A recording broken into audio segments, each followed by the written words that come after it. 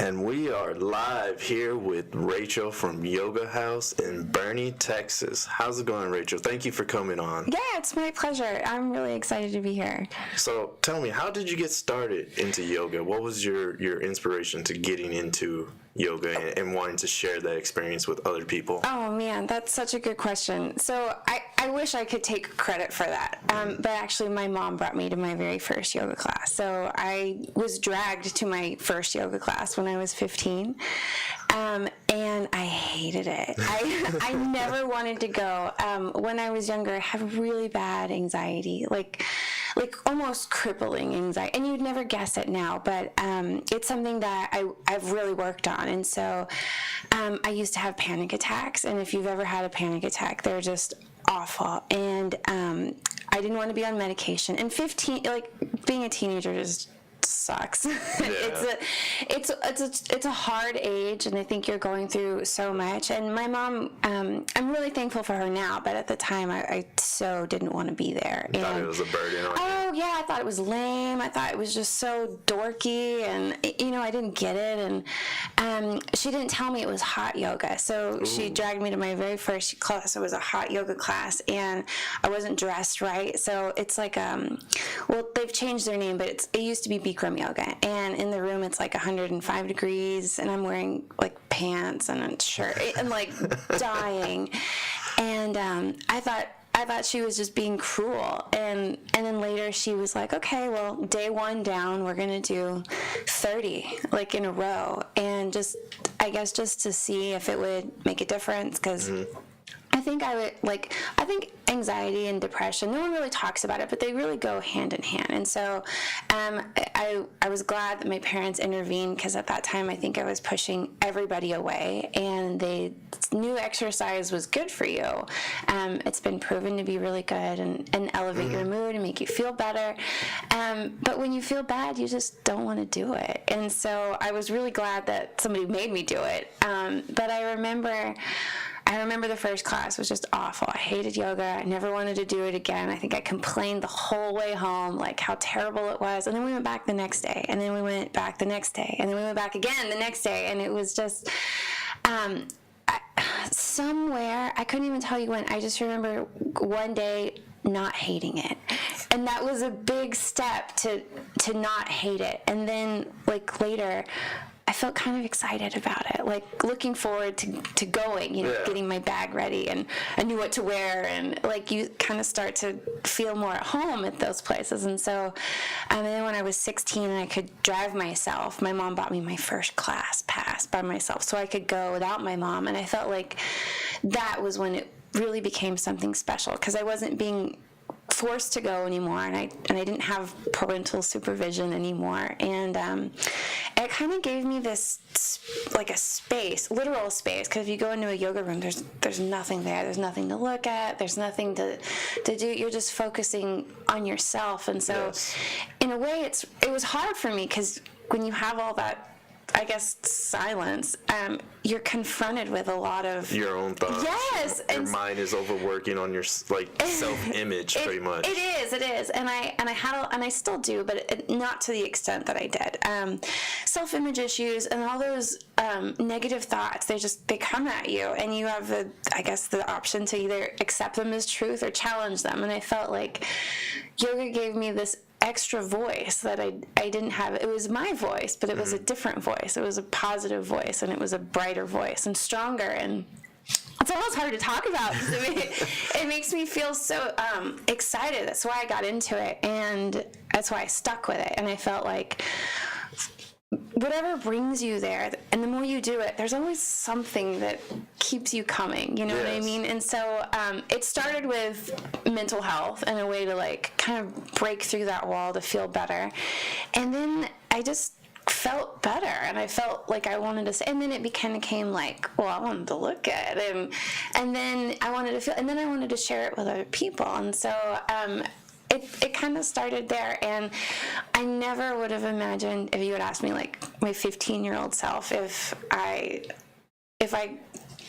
would make this my career, it would have been like a hands down no. It would have been like no. And so whenever I meet people that are like, oh, I don't do yoga, or I can't do yoga, and I had this guy one time in class who was in yoga because he lost a bet, and it's for some people are really drawn to it, and some people they write it off before they've ever really given it a shot. And I felt that was me. That was me too, and it's so funny because I feel like it doesn't always have to be this instant love, like, oh, I love yoga, like, oh, it's the great, because that's, I think, what people expect. They take one class and they're like, yeah, like, I'm enlightened, or I feel something, you know? Yeah, because, like, for me, the first yoga was very intense because I haven't really stretched that much. This was several months ago. I'm pretty much still new to yoga, and I'm just to the point where the stretches don't bother me anymore. Yeah. I'm getting relaxed. I'm starting to, like, just calm my mind, whereas before I was really struggling, like, just to make the stretches even possible. Yeah. Now I'm able to, like, bend a little bit more into it, engage a little bit more, but it's a building process, and you have to learn to slowly dive into it and not just head dive into, like, the deepest end of the pool. It's so true. It's so true. And I think now with, like, social media being such a big thing, and everyone sees, like, these beautiful pictures on Pinterest, and people go, I want to do that. And it's very posture based, and it's very goal oriented. And I think when we see yoga that way, we really miss a big special part of the practice, which that's what makes yoga so unique, because it is kind of this mind-body practice. Otherwise, you just go, you go to the gym. You go to yoga because you work your whole self. Yeah. If that makes sense. And you're essentially giving love to yourself. Like, you're learning how to love yourself, I think, when you do yoga, because you're doing all these poses where you're holding yourself, you're squeezing your knees to your chest, and you're just holding that for, like, a good 10, 30 seconds, 3 good breaths. And it's hard. Yeah. It's hard to sit with that sensation. And I feel like when you can practice being, like, uncomfortable in a safe space, it lets you carry that feeling and apply it to other things in life. So you practice being, like, uncomfortable on your mat, but your yoga practice doesn't end there. It can apply, like the other day, we're having a lot of construction by this road that I live off of, and it's even frustrating to think about, but it comes to, like, a complete stop. It takes 5 minutes to get home, but it's like I can see my house, and it takes me, like, 20 minutes to, like, get there. And then so, like, it's a 4-way stop, right? So some people don't stop. Some people just go. Zoom they by. just, they want to be they're in a hurry, or they don't want to think of, and so it's like, okay, deep breath. Like, maybe there's screaming kids in the, like, for me, I feel like my yoga practice all through my pregnancy and my marriage and, like, highs and lows of my business, it's been that grounding anchor that really gives me perspective. And I feel like it's really easy to get tied up in things, like, my happiness is so outwardly focused. Like, if I look a certain way, I'll be really happy, or if I make enough money, I'll be really happy if I meet this goal. But but if we do that, then we're never really happy. You're just always chasing it, and you're chasing that magical, like, belief that you want to think is that better life. Yes, like, thank you. The next step to having the better life in what you believe is your own paradise. Totally. Yeah. And I feel like that was a big growing part for me. And that's something that I still, like, have to work on and remind myself. I don't think I've made it, I think it's constant work, but whenever it's not work if it's something you really enjoy doing. Do. And I guess that's the thing. I feel like I have the luckiest, best job in the world. Like, that's how you know you're doing something you truly love. I do. Because it's not work anymore. It's true. I truly love it. I love it. And beginners are actually, like, my favorite. Whenever I have, like, a first time yogi, and I'm like, oh yes, like, I feel so honored. Like, it's such a special thing to have somebody, because it's so scary, especially, like, because my studio is in my home, and so I always try to give people credit. Like, you don't know what you're walking into. I could murder you. You don't know. When you come to somebody's house, there's a lot of trust in that, and some people come by themselves, and so. Well, I think since you do it in your home, you're letting a lot of trust already given. Like, you're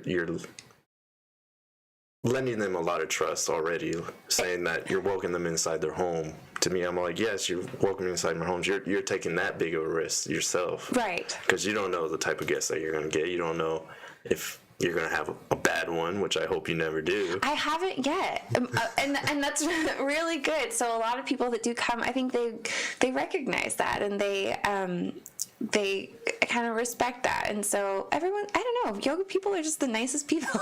So even just getting into it, even some men, like, they'll see it as a very imitating thing to do because they see it as a very feminine thing to do. Which is funny, right? Because I feel like if you look at the history of yoga and you go back and you trace its roots, it's from India. It used to be a male only. It was, women weren't allowed to do it. The monks, right?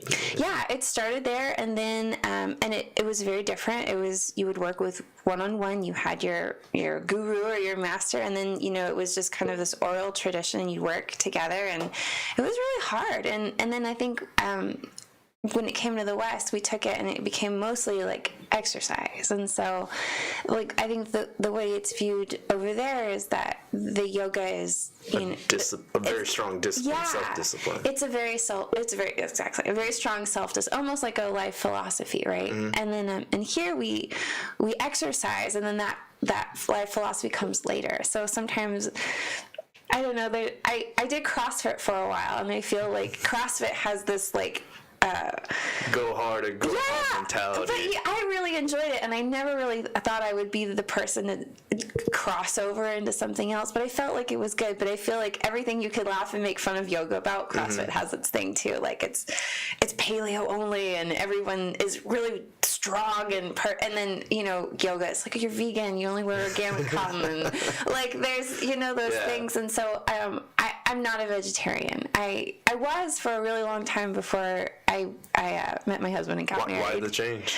Oh, it's just hard. It honestly is. It's hard with a family. And my husband he's a really good cook, and he makes really good barbecue. And I think that's good, as long as you stay away from pastas and breads mainly.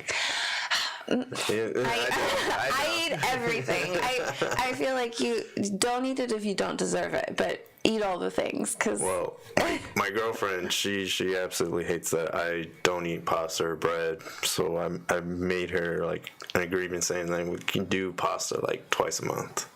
So that's your compromise. So are you a CrossFit guy? No, I'm not a CrossFit. I just believe in being all well, like whole body fitness, and that includes everything that you eat. I mean, lately I've been off my diet, which I've been indulging on some bread and pasta just because we're still getting everything situated. Just recently helped her move and still getting everything settled in.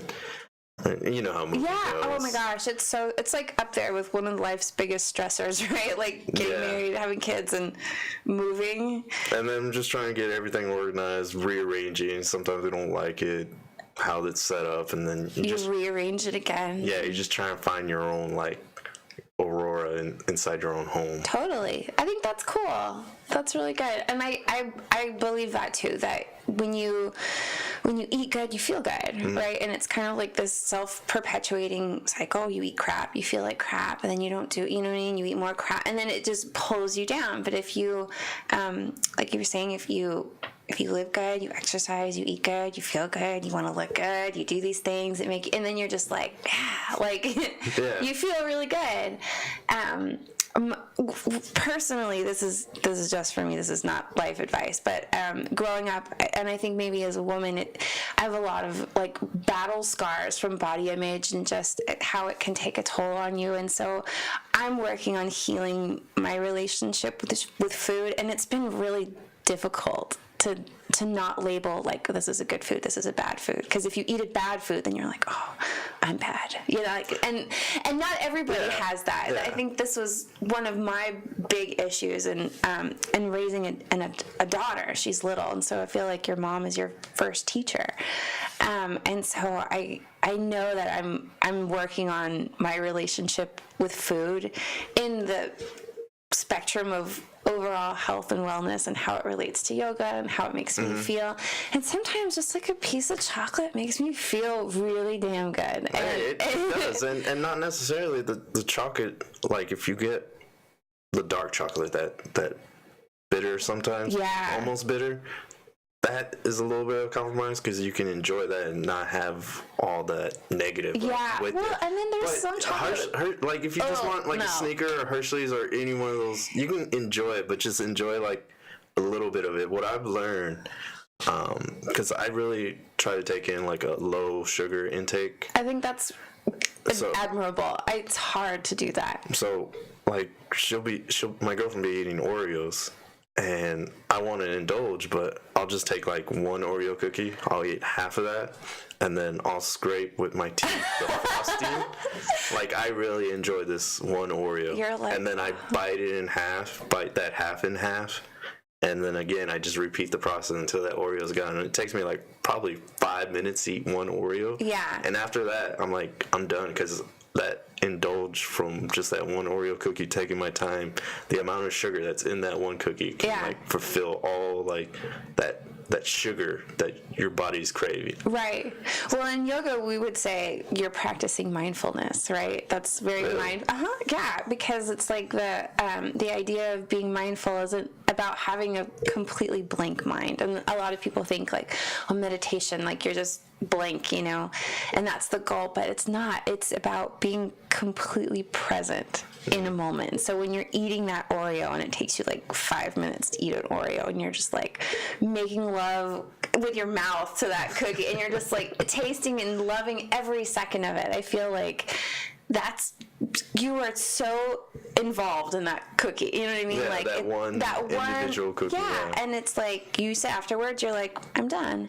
And I think that's like a big piece of the puzzle that's missing in our culture today, where we're really trained to like acquire like lots just of reach stuff. in the bag, pull out, shove it in your mouth. Exactly. You go to restaurants and you order a plate and it's like huge. And I think we have that mindset that more is better, that more is always going to be better. But like you said, like sometimes it's not, because I've done that where you're eating a cookie and you're like, oh, it's not even that good, but you ate the whole thing because in your head you're like, it's a cookie is a reward, right? Like I did good today, I want this reward, and then afterwards you're like, I didn't even enjoy that. Like I could have not eaten it and been fine, but I've done that where you eat it and then you're like, I'm disappointed in myself because it wasn't worth what I thought it was. You know what I mean? Yeah, I find it more enjoyable to indulge, especially after like we do like a yoga session. Yeah. Because it just you put in like that 30-40 minutes of good stretching. Maybe you break out in a little sweat, but just like you feel like, I've earned this little, like I can enjoy it even more because you put in the effort already, like in your mind and in your body. So I just feel like it's that much more better just to have sugar after yoga. Absolutely. But how long have you been doing yoga, and then when did you start your yoga house? So I guess since I was 15, so I've been doing it for 15 years, which is, and people ask me, but my practice is still not that advanced. Like, for me, my yoga practice is very self-reflective. And so my favorite type of yoga is gentle. I hold things for really long amounts of time. They involve like lots of deep breathing. So when I practice at home, it almost looks like I'm rolling around on the floor. It doesn't look like a whole lot, but it feels really good. And so I use that time to kind of check in with myself and see how I'm feeling and see like what I want to do and kind of intuitively listen and move my body. So my yoga practice, my personal practice is not super in one yoga we call them asanas. Those are the postures. It's not super asana based. It's a lot of like wellness based. And so that's what I love to teach. And I make a compromise because sometimes when people come, they want to like exercise. They want to the P90. Oh, I know how to boss people. I can make you sweat and work really hard. You'll leave always with a burn if that's the class you're coming to. But my personal practice is actually pretty slow. And I guess I got into yoga I had a real important job at one point in my life, and I made good money, and it was stable. I had excellent health insurance, and I hated it. I was miserable, and I worked with a really great company, but it was really emotionally draining. It was really emotionally and I remember thinking like, oh, I miss myself when I was doing yoga. So I wasn't married. Renee was my boyfriend at the time. We didn't have kids. So I felt like, looking back now, it would have been so hard to do later, but at the time it was kind of, I had that luxury to walk away from my job and take a pay cut, and I was renting a house, and I was like, I'm going to move into an efficiency apartment, and I started working at Lululemon. They sell like extremely overpriced yoga and so I went from one job where I worked with just underserved population. There was so much need and want, and there was never enough funding. There was never enough money. It was that here in San Antonio or somewhere else? It was here in San Antonio, and it was right when the recession hit, so there was no money in nonprofit, and I felt like I wasn't helping. Like all I ever wanted to do was help people, and so I didn't feel like I was doing that. I felt like I was lying to people, and so I quit my job, and then I went to go work retail because I was like, well, it's still helping, right? But it was so extreme. It was one jump where 180 people didn't have any money to another where people would drop thousands of dollars on a summer wardrobe, and it was my mind was like, like I couldn't, it was hard for me to handle, and so it wasn't a perfect fit, but I did, the thing I loved about it was that I got to try it got me back into my practice, and so I got to try a bunch of different classes. I started taking yoga regularly, and then I said, okay, well, I'm going to go to school, I'm going to go back to school for this, and it took me it was like an 8-month program, which doesn't make you, I feel like, prepared in any way to go out and teach. It teaches you the basics, and then you get experience through teaching. And so after about 4 years of teaching all over the city, and I would go to studio, and I've worked at gyms, and I've worked at private studios, and I've had private clients. I said, okay, well, it actually all happened right after I had my son, so my first baby, and I didn't think about it then, but at the time, looking back, I think I had some postpartum depression, and I had a really hard time leaving the house. And so when I was with him, I would breastfeed him, and then I had to go teach a class, and it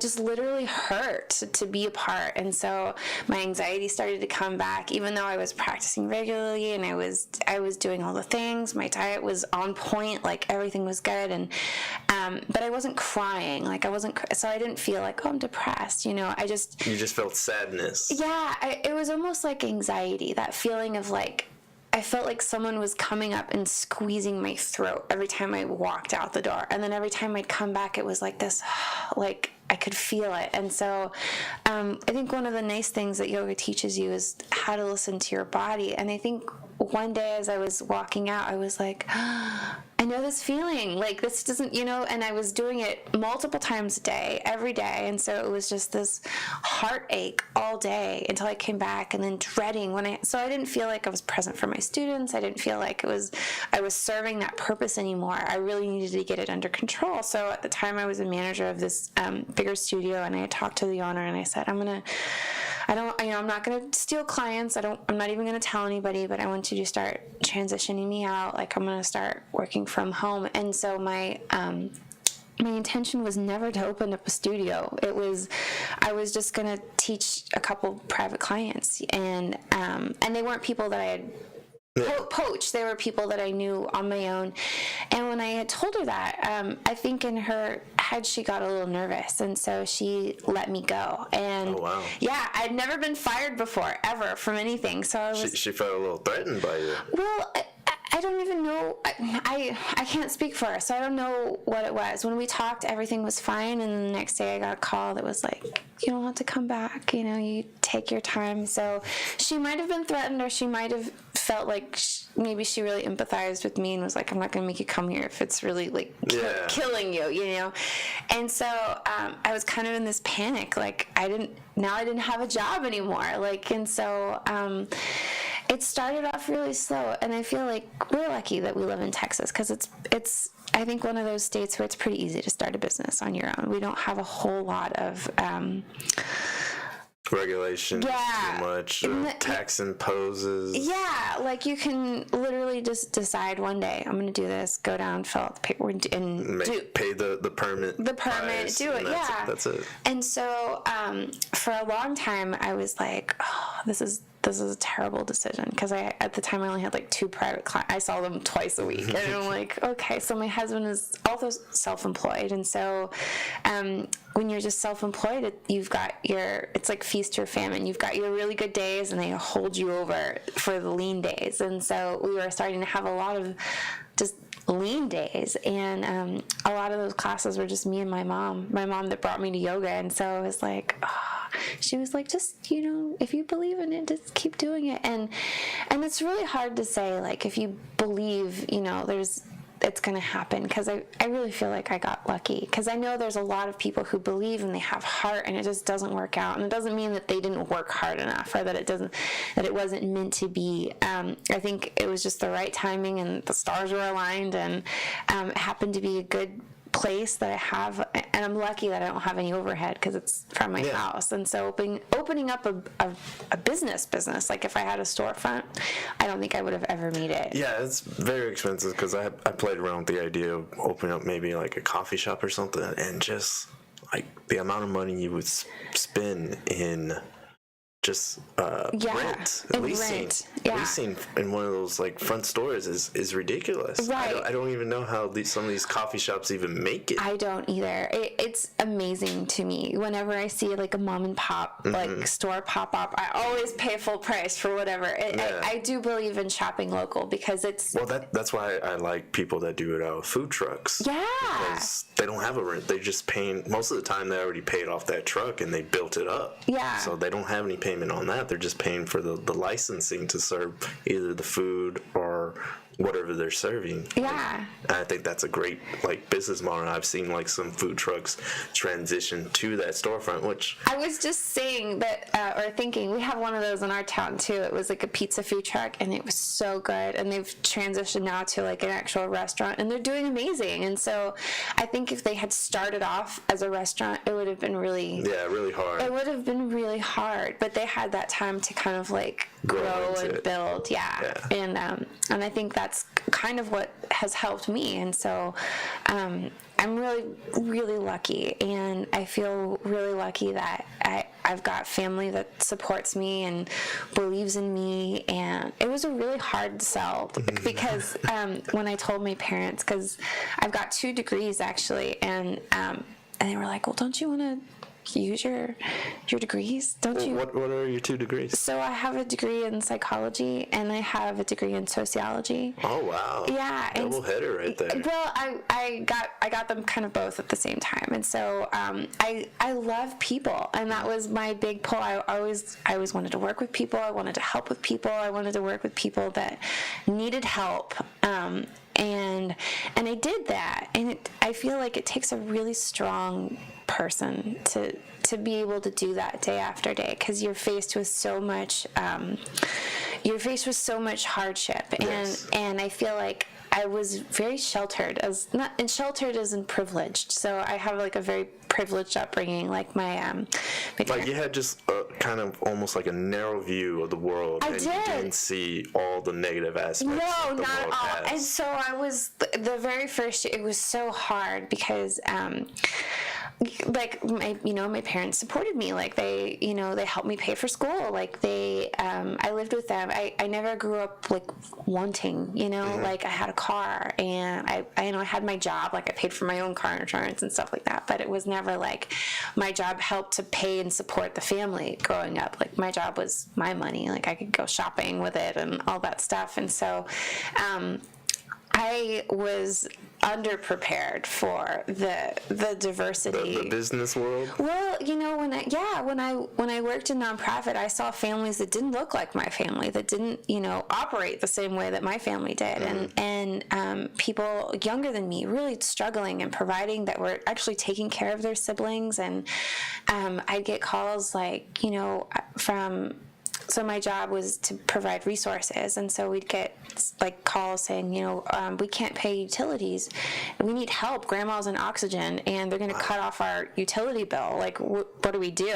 And you're like, there's no money in nonprofit, you know what I mean? Like at that time it was, so I would give out a bunch of resources that I knew were dry and just say good luck. And they'd call back and they'd scream, they would use so many bad words. I know the feeling, because my job, it's a state job, and when I have to go landowners, when I deal with landowners, it's just I wish I could help them out more, but given the rules and the regulations that the state has set forth, my hands are tied in a lot of the cases. Yeah, and that's what it was. I wasn't allowed to say, go try your churches, go beg your family members. Like, I had to give these resources that I knew were empty, and so people would say, oh my God, thank you. Like, thank you for that. And in my heart, I was like, oh, just wait 5 minutes. You're going to call me back and hate me. And, be so mad. Yeah, and it was like that every day. So we'd have to take so many people would come in, and we'd have to sit down with them. We'd do the intake, and it would be, young mothers that were trying to leave their abusive partner. They needed help with diapers or formula because they've got children. There's nothing. And so what do you know what I mean? Like, it was just, I saw this whole other side of the spectrum that, like, I feel like you almost have to harden your heart, or it just breaks wide open every day. And I got tired of my heart breaking every day, and I felt like I can still help people, just in a different way. And so and I feel like I do that. I feel like I do that. I believe yoga is a very good way of helping people, because it helps you not only. It's not only a body, but it's a mind and spirit thing. I believe that it exercises all three of those. It does. It really does. I don't know, it just gives you a euphoria after you're done, and it's hard to really explain in words how you feel afterwards. It's true. And then sometimes, like for me, sometimes the big breakthrough isn't euphoria. Sometimes it's just, I don't hate this anymore. And so sometimes it's even as simple as taking a negative emotion and like lessening it or removing it, or like I love my family, but everyone in it has, like, my dad's he was in a really terrible car accident, so he's got some back issues. My husband was in an accident, so he's got some neck and shoulder issues. And sometimes I always try to be careful in saying that yoga is this magic bullet. It's going to make you feel like high on life, and it's going to fix all your problems, and you're going to be popular, and you're going to have all these friends, and life is going to be great if you just commit to the practice. Because sometimes it doesn't change your life, but sometimes it changes the way you deal with things. Your viewpoint on life. Yeah. And so for my dad, it doesn't take away his pain, but it helps him deal with it in a more constructive way. So he feels better because he's not like concentrating on his pain anymore. Like, he's thinking about his breath, and he's thinking about the way his hands are touching the ground. Like, you're starting to be mindful of other parts of your body, not just the part that's screaming at you all the time. And so it can be a nice break if you just for me, when I'm doing those really intense like yoga poses, I'm like my toes, like the movement of my toes, how they're feeling, how I'm positioning, because I've noticed if you don't have your toes a certain way, your stabilization just goes out the window. It's true, and I feel like if you've they did this documentary, I can't even tell you what it was from, but it was really cool. They showed like the feet of Aborigines or people that like lived, in rural areas. And they showed their feet, and their feet were almost like paddles, like their toes are really spread wide. They were really like solid, and here our shoes are so tightly bound, and the foot is almost like this versus like spread. And so when you talk about stability, right, it's really from the ground up. And so if you can't spread your toes, you're in rough shape. Like my girlfriend, she grew up in Brazil, so, and like her toes versus my toes, she can spread out her toes. She can move her toes almost like fingers. Mine are too. We've got foot fingers. I'm just like, how do you do that? I'm like, was I just the shoe? Did you get started on wearing shoes too young or something? I have no idea how it happens or works, but my mom used to make fun of me for my feet. She called them platypus feet. But I tell you, I can balance all day. So do you get a lot of kids? And if you do, how do you get those kids, like if it's their first time, how do you get them interested into doing yoga to actually practice it? That's a really good question, and I wish I had an answer for that. So I don't teach kids. I love kids, but I hate working with them. I love kids. They're really hard. It's a different type of yoga class when you teach with kids. Like, you can't just, or for me, when I did teach kids, you can't just get them to sit still. Like, it was really hard. Like, we would roar in lion's pose, we'd bark in downward dogs. Like, it's a very animated, because it gets them moving, so they start thinking about their bodies and they're really excited, and you almost have to use your kid brain to like work with kids, I feel like. And some people are really amazing, and I've seen them like get kids and sit down, and I feel like that's a whole other skill set that I don't have. And I love my kids, but my son doesn't actually want to practice with me, and so I don't ever make him. No, it's gotta be a choice. Yeah, base. And so he sees it, and every now and then he'll be like, "Mom, look at this," and he'll do something, and I'm like, "Oh my god, it's amazing! It's the best whatever I've ever seen," So try to give him lots of confidence, but in general, it's. I love working with adults that need that break, and so if you need somebody to come on for kids yoga, I've got a bunch of friends that do it, but I don't do it. Okay, yeah, no worries. So I wish I had an answer. But can we talk about, like, I love debunking the myths of yoga. So, like, a lot of people talk about, like, what if you fart in a yoga class? Or what if you can't touch your toes in a yoga class? Or what if I'm the only one that, can't do it, and everyone else is, like, really awesome? Like, I'm going to hate it, and I'm going to be the weird one. And I think that's everyone's biggest fear, right? Because, and I think this goes back to social media. No one ever shows the bad. No, it's the highlight reel. This is like the one picture where I nailed it. You don't see the 50 outtakes of me falling and all this stuff. And so I think everyone has this idea that everyone's going to show up, everyone but you, right? And be awesome at it and not have any issues. And so I feel like when people come to my studio there, because it's smaller, and there's a lot of men that come, which I'm excited for. And I think it not being in a gym attracts like different people that it might otherwise intimidate, since it's kind of in a home. Oh, thank you for this water. Forgot it was here. No problem. But yeah, so farting is totally natural, and it doesn't happen to everybody, but I feel like if you have a consistent yoga practice, if you haven't farted in a yoga class, you probably haven't been practicing long enough. It's happened to me. It's just sometimes when you get into like a certain stretch, where it's like twisting your insides a little bit, like you're overly stretching, right? Or getting a good stretch, and you're just feeling so relaxed, and then it just slips. It just slips, and I feel like we're all human. The worst thing to do if you fart in a yoga class is to be like, "Oh my god, I'm so sorry. Because people they want to immediately apologize for it, and some people will like leave. They'll leave the room, and I'm like, wow, yeah, it's because it's almost shameful, right? And so I feel like we apologize for so much that doesn't need to be apologized for. Like if somebody accidentally like touches your hand in a yoga class, or touches your leg, or some part of your body actually touches another person's, if you're stretching and moving, I'm sorry, and I get that, and I think we live in a culture that's really like, we don't touch, and we don't make noises, and all that stuff, and so it's really not a big deal.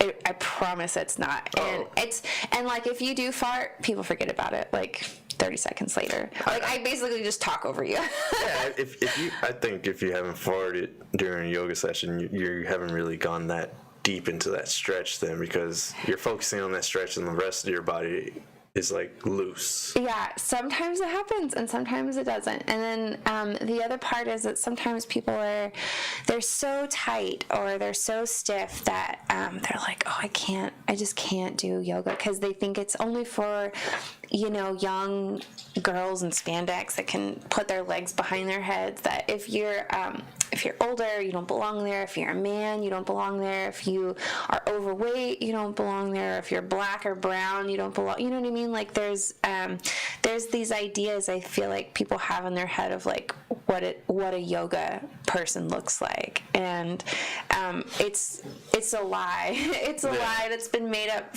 by brands to sell yoga. But people that practice yoga, people that come to the studio know that, and they're not ever judgy. And if you ever feel judged when you go to a class, you're in the wrong type of class. You're in the wrong class. Because it's judge free, and you're just truly supposed to be yourself, I think, in yoga. Yeah, and that's the hard part, because you really are. You're peeling off these like layers, and it doesn't have to be visible. It doesn't have to be anything. But when you're working on yourself, I think I heard. I forgot what podcast it was, but someone said that yoga is basically like you're an onion and you're just shredding the layers off like an onion. Yeah, I love with that. With your body. It reminds me of, did you get that from Shrek? I don't know. My son loves Shrek, and he's layered like an onion. But it's true. It is. You are layered like an onion. And in yoga, I feel like we train your body to train your mind, right? And sometimes it's easier to start from the outside and work your way in than it is to start from the inside and work your way out. And so it's kind of a gradual process. And so I think that's the fun part when I get to see people that have started with yoga, and I've seen them in the beginning. And I want to say, like, it's okay to be bad at things. Like, we have to give ourselves permission to be beginners, because everybody starts from somewhere. And actually, the only time I've ever seen anybody be bad at yoga, and it wasn't that they were fumbling around and couldn't touch their toes. They actually had a really beautiful practice, but it was a very aggressive practice, and I could tell that because I could see it in their face. Like, they weren't breathing. They were so focused on looking good, like that they were nailing that high kick, that they, you know what I mean, that they were being perfect, that it was all tied up in the body, that they weren't, I could tell on their face that they weren't feeling. Yeah, I can relate to that, because I started doing, like, the first thing to get into yoga was the P90X yoga, because that is a hard. I've done P90X yoga. That first 45 minutes. Yes, it's very intense, and yes, I was getting better and better, but I was still feeling more pain than I was the stretch, just because I wasn't used to all that movement, those poses. So then we found another like yoga outlet on YouTube, and she's real calm, real mellow, just basically how you say, you just listen to your body, see what your body wants to do, is telling you. Like, you'll be in an Indian style, sitting on the ground. Yeah. And she'll be like, if you want to move your head, move your head. If you want to wiggle your hips. Just whatever your body's telling you right now. Right. And, like, I found that one way more beneficial, because it's actually more about the stretch instead of the... Kill yourself for the pose. Yeah. To break that sweat, like in P90Xs, because... in P90X, they're essentially trying to make you shed pounds. And I would say 90 days or something. Yeah, and P90X, although it's not, I wouldn't say it's like an advanced practice, because the poses they're doing are very basic. Yeah. But if you've never done yoga before, you don't know a lot of alignment. Your endurance is there, like maybe the flexibility. Like, that is a really hard, a hard workout. And the first 45 minutes is just sun salutation. So it's a 45-minute beat down, followed by another 45 minutes of like balancing, and stretching. So that would be a really hard introduction, I feel like, to yoga for someone who's never done yoga. They go, oh my God, this sucks. Like, I'm not good at this. And that's what I feel like a lot of people, they'll think, oh, I just want to exercise. I just want to like shred. I want to so they'll look and they'll pick the hardest class on the schedule, and they'll go in, and then they'll just be like, this is not what I expected, because it's hard. Like, if you're not used to moving that way, like, it's really easy to get discouraged and feel like you're no good at it, and then no one likes not being good at things, and you know, and so if you're not good at things and you're like, oh, well, and then there's also, like, for me, the motivation wins. If I'm not good at something, I see it as a challenge to be better, because I'm like, you know, that even though I wasn't good at it, it still felt pretty good. I want to be better at it, so I feel even better. And that's one of the reasons why I keep doing yoga, because then I notice, like, not only in yoga do I feel better, but after, and then I just, like you said, your viewpoint on life just changes a little bit, and you just see, like, negative things. You're like, why am I dealing with this negativity? It's so true. Once you really do, you start to see those patterns or those people that are in your life that you're like, well, maybe you don't serve my highest good anymore. And it can be really hard to step away from those. It can be. Type of things where you align yourself with what really resonates with you. And so, like, back to the onion, right?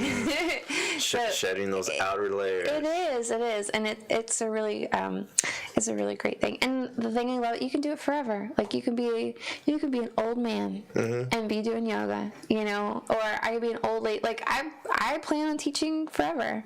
So, I mean, this is my lifelong plan. It's not a career that's going to go away. It's not like you got to retire at some certain age. Well, you know, so I went through my training here in San Antonio at the Esther Vexler Yoga School, and Esther, I think, just recently passed away last year. She was 94 and was still teaching yoga.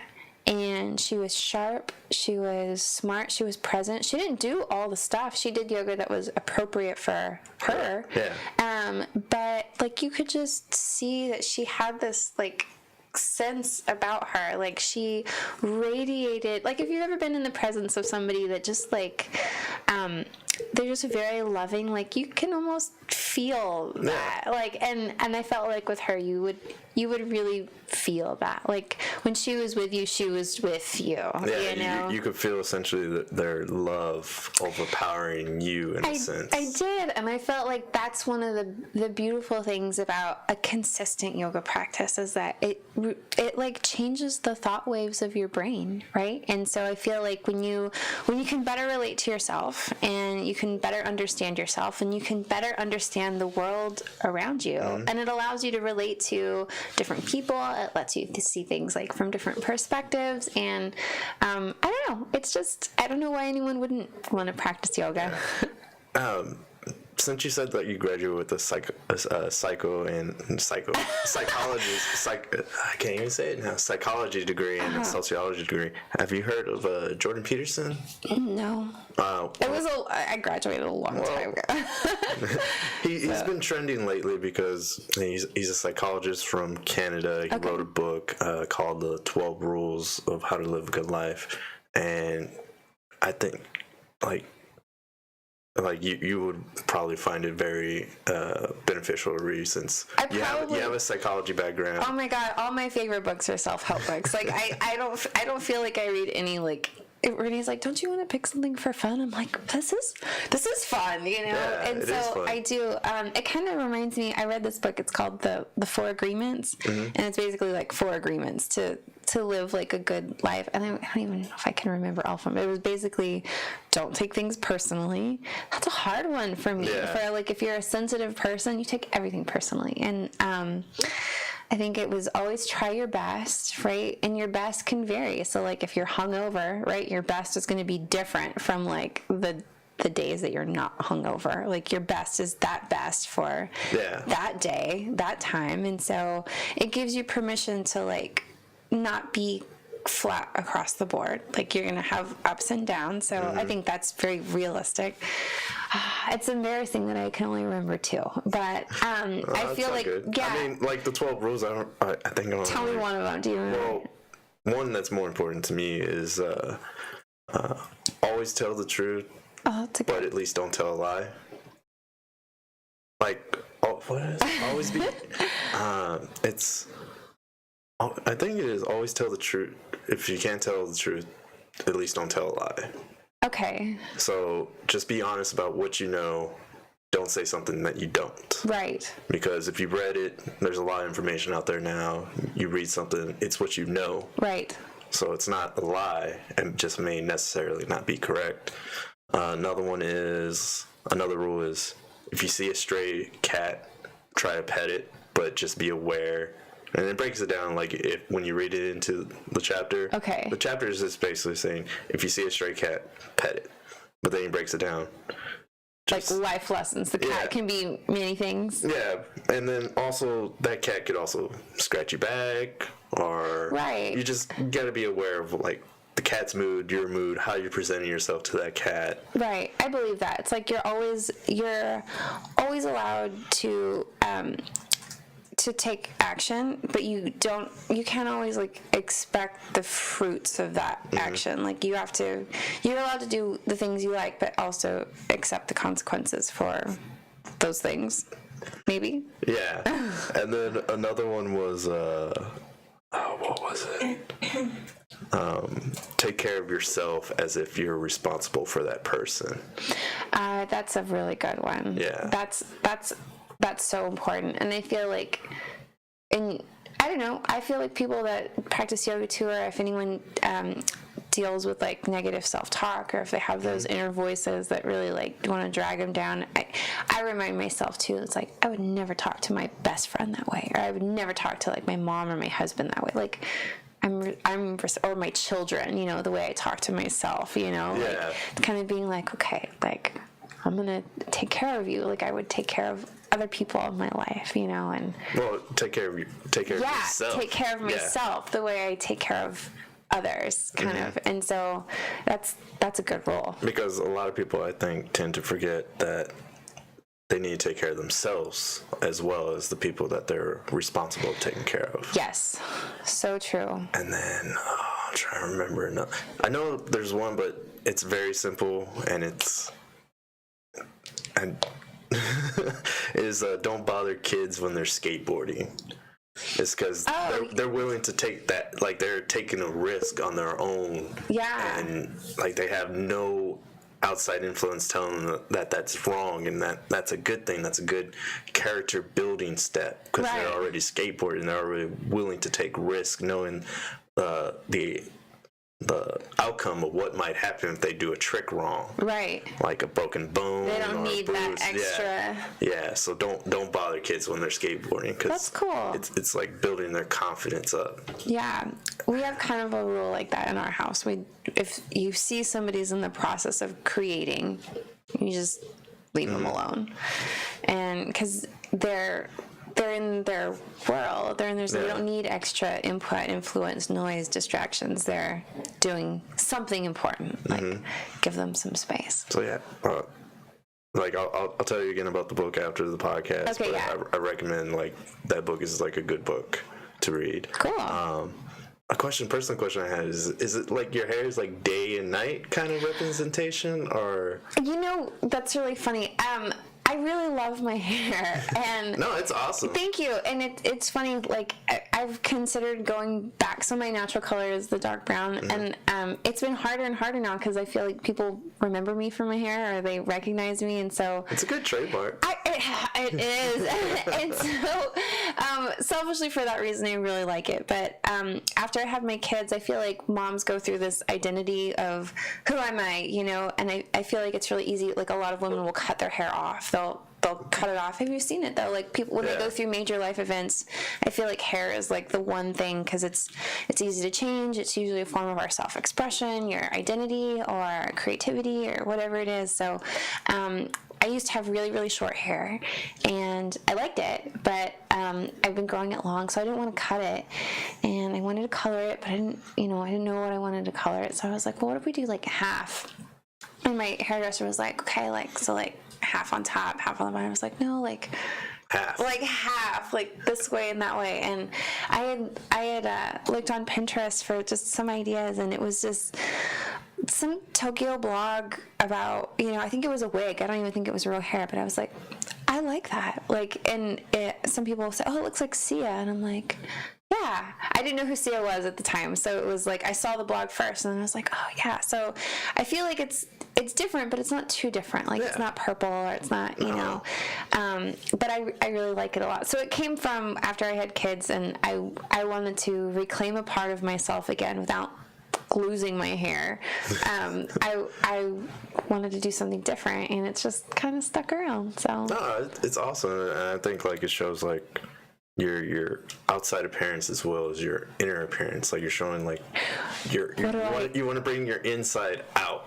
I do. Well, what does my hair say about me? Just that you still want to like live young and vibrant, but then also you want to show that you understand the complexity of life, of being a mother and also being a professional at the same time. I like that. Very true. So accurate. That's my psychology saying, you tell me. So I love it. Yeah. And then I was snooping on one of your stories about curly hair. What's been your adventure with curly hair? Oh, my curly hair. It's been a really long adventure. So if I look back on pictures of me when I was my hair is curly like your hair is curly. Yeah, I saw. Yeah, and so when it was short, I felt like it was really curly and it was really fluffy and it just had like lots of body, but I guess it wasn't.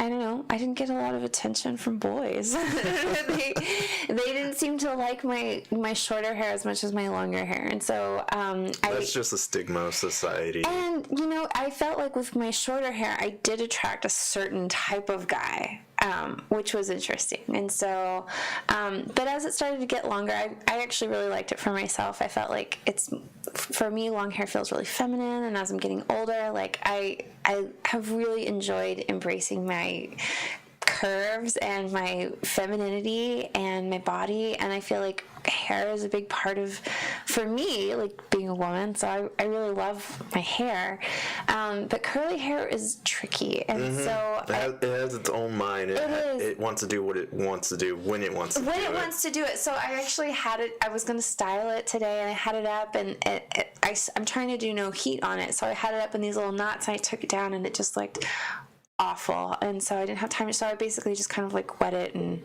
you're not supposed to brush it, so you like run your finger. So I feel like I straightened it for so long because I wanted it to look longer, right? With my long hair, I was like, oh, if it's straight, it's longer. But because it's so processed, right? It's hard on my hair to do that. So I've decided to give it a break, and I don't know anything about curly hair. It turns out some pieces are curly, some pieces are straight. Like the top part lies on top of the curly part, and underneath, I feel like my underneath hair is so pretty, and then the top hair is like frizzy. So maybe you should give me some curly hair tips. I learned a lot from my girlfriend because when she doesn't straighten her hair, it's curly, wavy, and the cat rule. What is this cat rule? You want to chime in and explain what you mean by the cat rule? Yeah, the cat rule. Go ahead. Well, what the cat rule really means is that life is too short, so if you encounter something risky, you don't know if that cat's good or bad. It's risky, but take the cat risk. Rule from Jordan Peterson. Oh, pet the cat. Yeah. Didn't explain that well, but that was. Well, that's why you're that's there. kind of So that's what it is. Life is too short. Take the risk. It might be good, it might turn bad, but. And you want to explain the advice you gave me on curly hair? Oh yeah, she said don't brush it. Don't brush it, and what else? He rubbed his fingers through it and pull it back so the front, his bangs were straight up because he would just do that movement that guys do. Now I just go in there and I told him to scratch and crunch, and then I just remove. The crunch feels so good. Yeah. Like when you flip your hair over and you can just like. No, I told him to do the. Yeah, you just go in there and you just crunch and then you go out. Oh, like I flip my whole hair over and like. Oh well. Like if I need to like. I don't know, because I've got a lot of hair, but it's fine, and so it's not like this lioness type. I want it to, like, I love big hair, like, I just don't have a lot of big hair. Yeah, so. I missed my lioness hair when I was younger, but as you get older, that's just the thing you have to just be confronted with, is that you're getting old. Age happens to everybody. And it happens. But also another thing was that she told me not to wash my hair every day. Yeah, I don't wash my hair. I still shower every day, but I don't wash my hair. I wash it maybe like twice a week. Oh wow, that's less than me. That's fine. I used to go on long sprints without even, because camping. I used to go on long camping trips, like especially for my degree, geology degree. You have to go on this summer school kind of geology trip to obtain your degree. It's almost like a rite of passage, and you go camping. The school I went to, we went camping for 20 days straight. Oh, wow. So there was a period where I think it was like 15, 16 days where we didn't shower. Yuck. Yeah. We're just traveling all throughout New Mexico. You probably smelled great. Well, we didn't know how bad we smelled because we all smelled bad. Yeah. All those pheromones. Everyone probably smelled really good to each other, maybe. But the first, like campsite, like truck-in stop place that had nice shower. Well, it wasn't nice, but it was showers, and it was hot showers. Oh my God, it was just felt so amazing having that hot shower after so many days. You don't realize how much dirt is on you until you rub it. Like you're in the shower and you just see it coming off, and the drain, the water is just all dirt, and then you look at yourself in the mirror like, wow, that shade of dark I had was actually dirt and not tan. Oh, man. So I'm not worried about going long days without showering, but I only do it because I have to be around other people. How funny. But let's get back to yoga. Yeah, do you have any other questions for me? What would be, what are some other dogmas about yoga? I guess that aside from people feeling self-conscious in class, like about maybe if they are overweight or if they can't touch their toes or if they're really inflexible, it's actually like that's the perfect time to go to yoga. Before it gets, I don't want to say before it gets worse, but you don't age backwards, you know? So if you're starting to notice like you're inflexible or your hips are tight now, it's better to take care of it now than wait like 5 years and then, hobble into your first yoga class. You're going to be so much better if you had started earlier. I think the other thing is that people feel like, they have to have really nice, expensive stuff to wear when they practice yoga. And sometimes I even feel really self-conscious because everyone in my class will be dressed really nice and I'm wearing like a band T-shirt or something. Because for me, it's really not. It shouldn't be about what you're wearing or what you look like. What's comfortable to you. It needs to be what's comfortable, and so you want to avoid anything that has like a zipper or a button or anything that has an elastic waist. I've seen people come to yoga class in pajamas. Like that works totally fine. You want to just make sure that you can move and that whatever you're in doesn't constrict. And so I feel like sometimes we get caught up in like, how does it look? And then it's not a functional, piece of clothing at all for what you're using it for. And then the other thing is that, I think a lot of people will feel like yoga is for just women, like it's a women's only thing. So some people will actually call and be like, well, can my husband come? Or can men come? Do men come? Or if there's no women and it's one guy, he's like, can I be here? Like, am I supposed to? There's that feeling of here it is mostly women that do yoga. But yoga is for everybody. It's for kids, it's for seniors, it's for all bodies, it's for men. So there is no yoga body and there's no yoga person. And I feel like that's the yoga industry as an industry has done a really good job of marginalizing people, genders, age, sexes, no colors, discrimination whatsoever. And if you ever feel that when you go into a yoga class, and I can't speak for anybody who's a different ethnicity than me, because I feel like maybe it's hard enough already, being a person of a different color in a room of everyone who's not that color. But it really shouldn't feel that way in a yoga class. It should feel welcoming. It should feel welcome. You should feel welcome. You should feel treated like everybody else. And if you're not, you should run as far away as you can.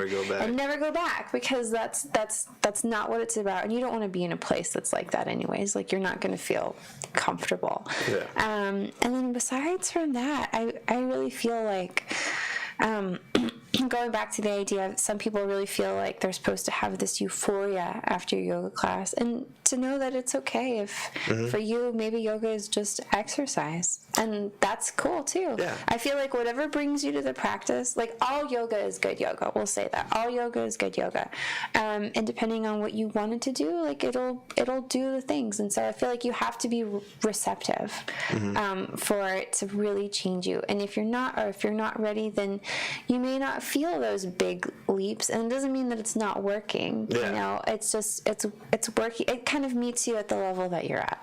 Yeah. And so No, totally understandable.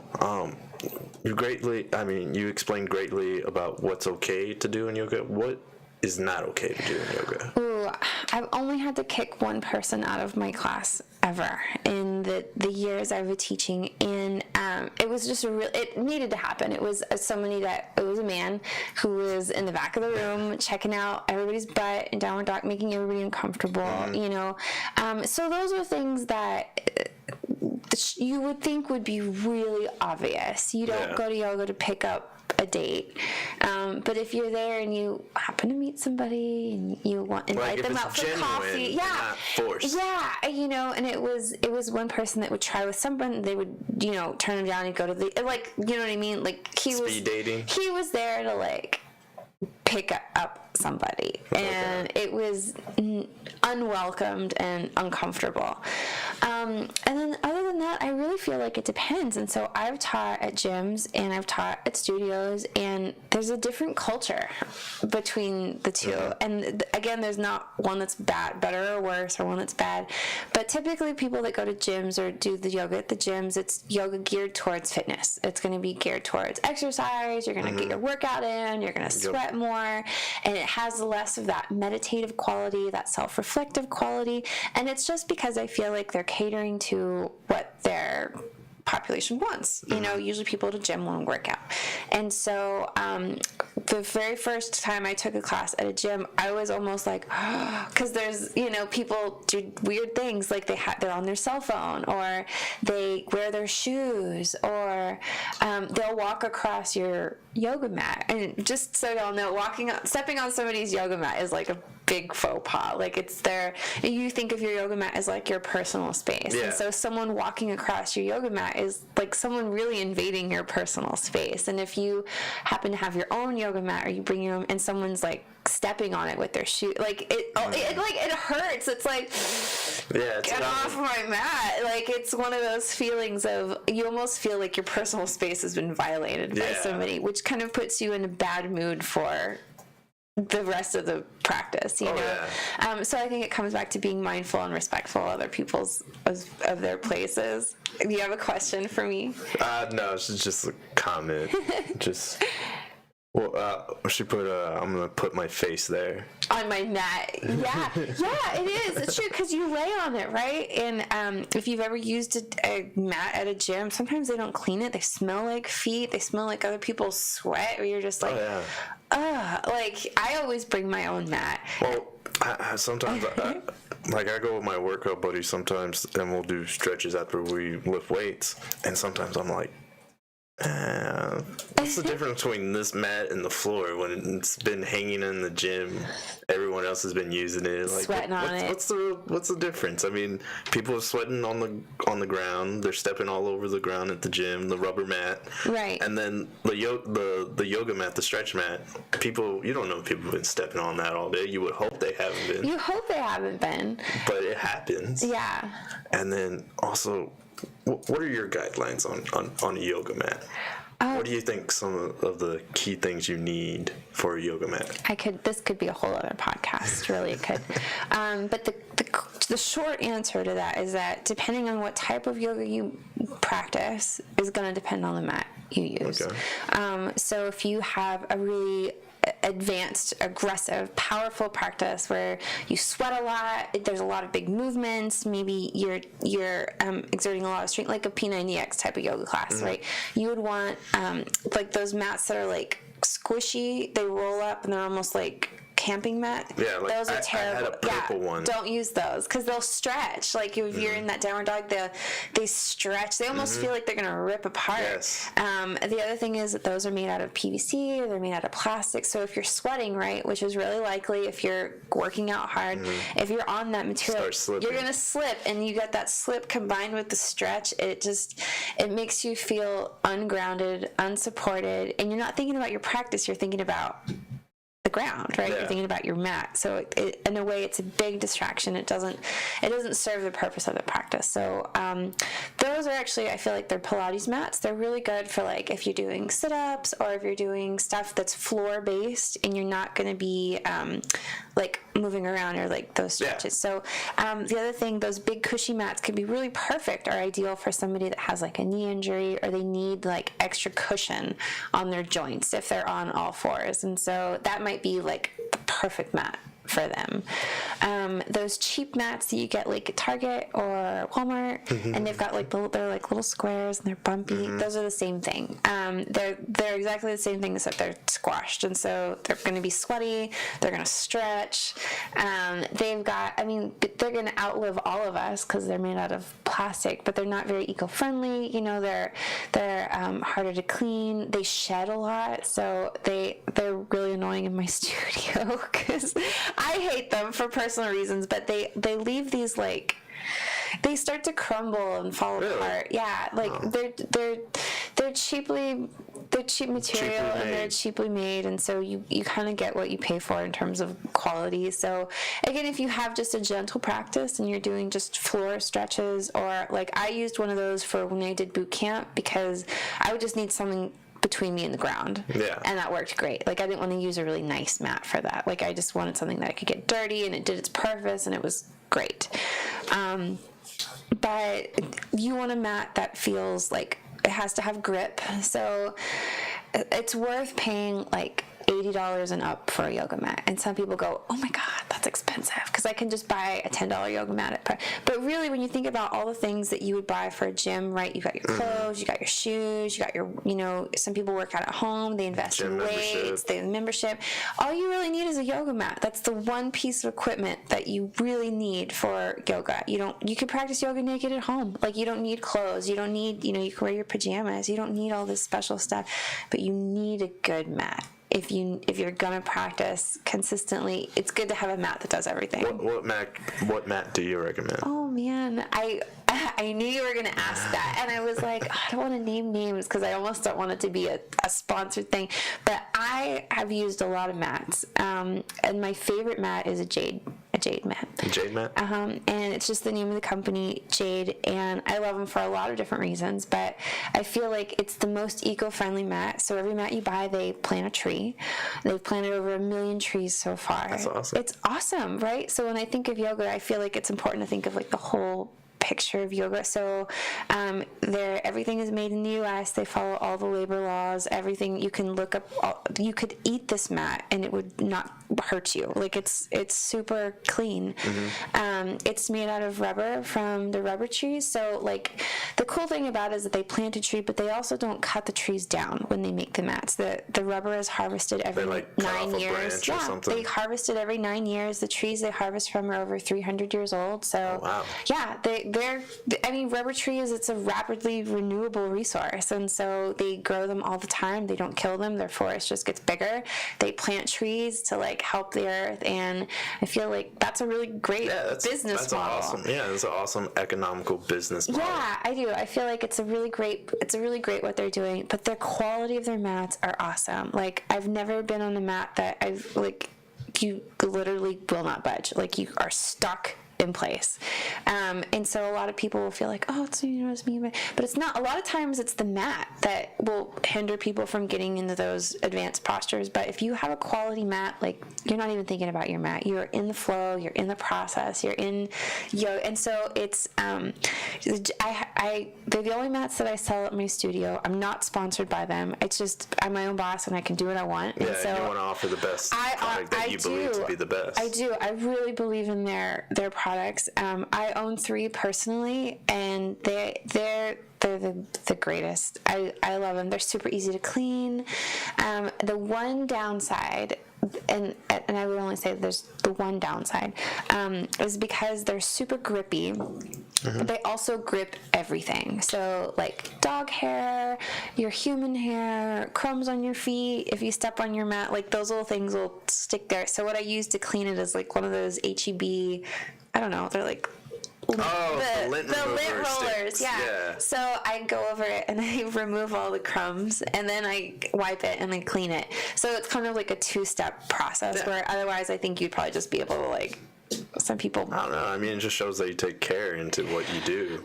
I deep clean my mats once a year, and every time I do it, I always think I should do this more often, because I put them in the bathtub and I scrub them, and you're just like you were saying in the shower when you were camping for 20 days, all that sludge that comes, it's like, okay, like that was in my mat, even though I clean it, like it's just there. So I feel like people that don't clean their mats ever, or some people just give them a quick wipe down, like your mat is holding a lot of stuff. And so I try to clean mine, and then I rotate them. So I take good care of them. They last a really long time. I've never had one break on me, or crumble or anything. So I've been, I guess I've had them for like 10 years, and I haven't needed another one. I just get them because I like the colors. Yeah, and I put them through a lot of abuse, and so they last. So I feel like it's worth buying the mat you want, like a good mat up front, than like buying a cheap one and being I'm still trying to find a yoga mat that I like, because I went through one I ordered on Amazon. It was a purple thick foam one. Yeah. And then I got another one from Walmart, yellow one with the yellow squares in there. But my girlfriend's mat, it's just, I don't know, it's just way better. I think she even said like she wants to spend $20, 25, and I'm still trying to find like perfect mat. It's tough. Yeah, I really like the jade one, if you want my opinion. You don't have to follow it. I'll check into it. I'll definitely check into it. Would you like to give any plug-ins? Maybe plug in your boyfriend's band as well. Oh, sure. He's my husband, but I still think of us as I still think of us as like dating. So we actually have a lot of fun being married, but he's great. So yeah, I guess if you're giving me permission, I'll go for it. So my studio is the Yoga House, and you can, I think, just Google the Yoga House, but it's yogahouseburning.com. And yeah, I teach classes out of my house, so people actually live there. You can hear like my children sometimes in the yard and people upstairs, but it's a really sweet space, and so I love it, and I have no intention to leave anytime soon. So that's awesome. My husband's band is Idle Green, and they haven't really released anything yet. He was in a band called Hacienda. You can find them on Google. Hacienda. They changed it, right? Because it sounds like a bunch of Chicano brothers like playing Tejano music, and it wasn't that at all. So what kind of music do they play? I'm so bad at these questions. Like, as someone who's married to someone whose music is his career, like I'm not very current. So I feel like, I guess if I had to classify, he would say it was rock. What the Hacienda played was rock, and now I feel like it's more folklore rock. No, like kind of like Black Keys, bluesy, almost like indie rock type of. Not like Kid Rock, but you know, like indie rock. Yeah. Indie rock, yeah. So, and I really liked it. It's really happy. It's really dancey. Yeah. Like, I love to dance. Upbeat. Yeah, really upbeat. And so their new stuff is more modern. It's more dancey. It's more happy, but it's different. So I can't wait for them to like share it with the world. But they're all really talented musicians, and maybe they'll come on your show next. They're more than welcome to. Yeah, but no, they're great.